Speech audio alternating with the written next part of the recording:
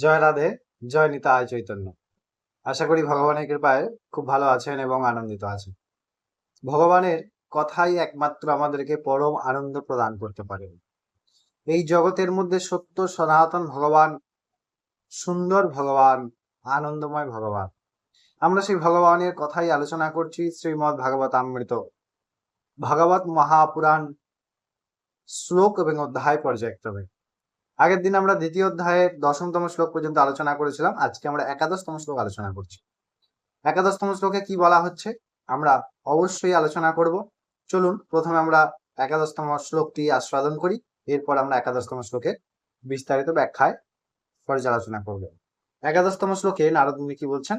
নারদ মুনি বলছেন, স্মৃতাতয়াপি যত্রৈব মুক্তিরায়াতি জাতি চ পুত্রে কৃত্যা ত্বয়োমৌ চ স্পর্শে স্বস্বৈব রক্ষিতৌ।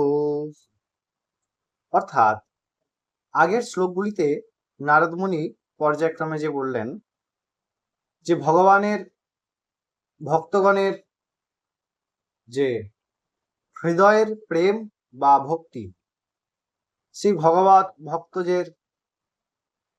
ভক্তগণের হৃদয় রঞ্জন করার সুবাদে এই ভক্তি মহারানী যে বর পেয়েছিলেন ভগবানের কাছ থেকে, মুক্তিকে তার দাসী রূপে এবং বৈরাগ্য ও জ্ঞানকে তার পুত্র রূপে।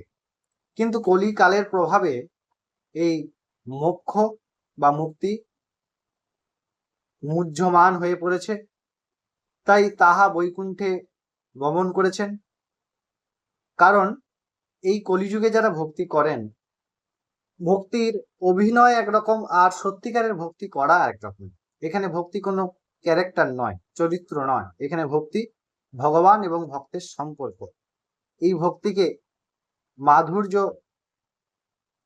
রস আস্বাদন করানোর জন্য নারদ মুনিকে অবলম্বন করে আমাদের মতো জীবকে ভক্তি সম্পর্কে উপদেশ করছেন ভগবান। এবং এখানে নারদ মুনি বলতেন যে যেহেতু বৈকুণ্ঠে চলে গেছে ঠিক আছে, কিন্তু যিনি সত্যিকারে সত্যভাবে এই ভক্তির আশ্রয় গ্রহণ করেন, তৎক্ষণাৎ বৈকুণ্ঠ থেকে সেই মোক্ষ প্রাপ্তি করতে সক্ষম হন। অর্থাৎ তিনি এই মর্তে আসবেন এবং ভগবত বৈকুণ্ঠ যেতে সেই মোক্ষকে আশ্রয় করে সমর্থ হবেন সেই সমস্ত পরম ভক্তগণ যারা ভক্তির সঠিক মার্গ অবলম্বন করবেন। আশা করি এই শ্লোকটির অর্থ আপনারা বুঝতে পারলেন। আমরা পরবর্তী শ্লোক নিয়ে ফিরে আসবো।